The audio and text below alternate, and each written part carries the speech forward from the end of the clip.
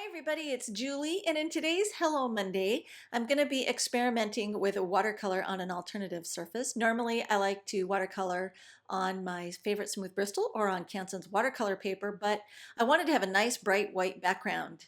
And I thought, I wonder how this would work out if I stamped on the Essentials by Ellen letterpress paper. And by golly, it does work pretty slick. So I also wanted to mention before I get started that I keep copy paper that I've cut down to quarter sheet size. So this is a standard A2 size.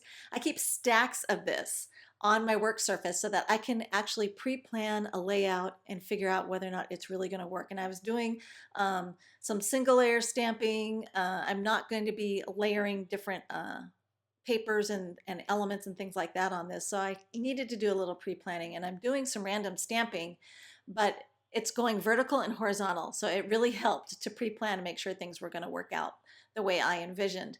So I'm going to start by stamping the greeting, and then I'm going to come in and start inking up and stamping the largest images first. And I'm using Archival's Plum ink.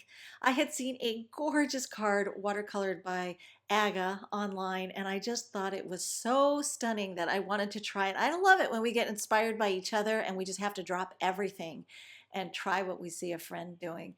So I'm really pleased at how this worked out. I have to remind myself to watercolor with, stamp the images with a different color than black all the time or brown all the time. Try something very different. So this plum is gorgeous. It has a whole different result.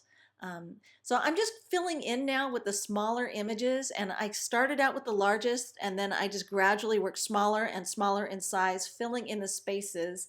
And again, I'm just referring, even though you can't see it on camera, I'm referring to my little guide map there to get this all stamped out.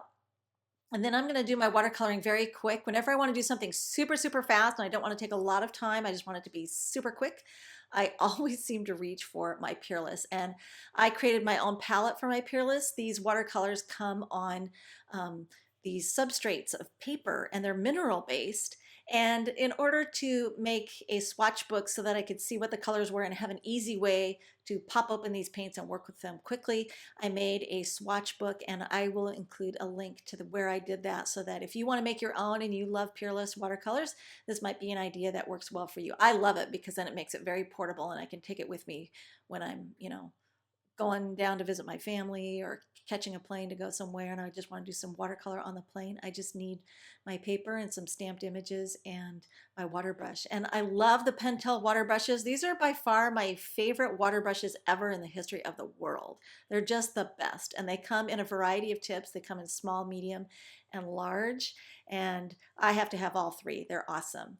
Now, as I continued watercoloring, and I didn't lay down any water first, I just went straight to applying the paint, and I liked that end result best on the letterpress paper. So I just added color, and then if I wanted to, after it had dried a bit, I came and intensified the color. And if I got too heavy-handed with the water, then I had some paper towel that I could use to just blot that color up. And I'm just using kind of purpley raspberry tones and orange and kind of that ochre yellow saffron kind of color. I did let this air dry completely because I discovered anytime I used my heat tool to speed things up, it actually dulled the colors, and the Peerless watercolors lost their vibrancy. So that's just something to keep in mind. And then of course, when it is completely dry, you're gonna get nice crisp cuts when you use your paper trimmer. Now I'm gonna flush mount this to my base card. It's Basil Marshmallow, 100 pound, nice heavy weight, standard A2 card front. And I've got about 3/8 of an inch trimmed off all the way around to create a nice matted effect. And it's very important that you flush mount it and not use any foam tape. You don't want it popped up for the next step. And I'm going to tap the surface of my Stickles glitter glue against my work surface to get all the glitter glue down into the nozzle. And then I just burped it a little bit just to make sure I don't have an air bubble in there.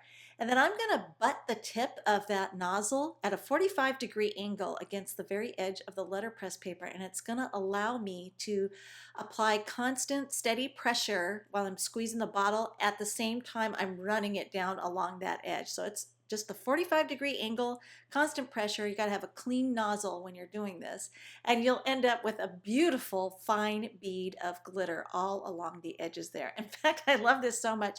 I'm practicing so I can get faster at it. I have a friend who can do it so fast, it just makes my head spin. She's amazing. And I'm hoping to get that quick at some point. But anyway, I think it finishes off this card just beautifully. The little bit of bling without overpowering the watercolor. We've got still shots and further details at the Classroom blog, and all the supplies are available at ellenhutson.com. Thanks for watching.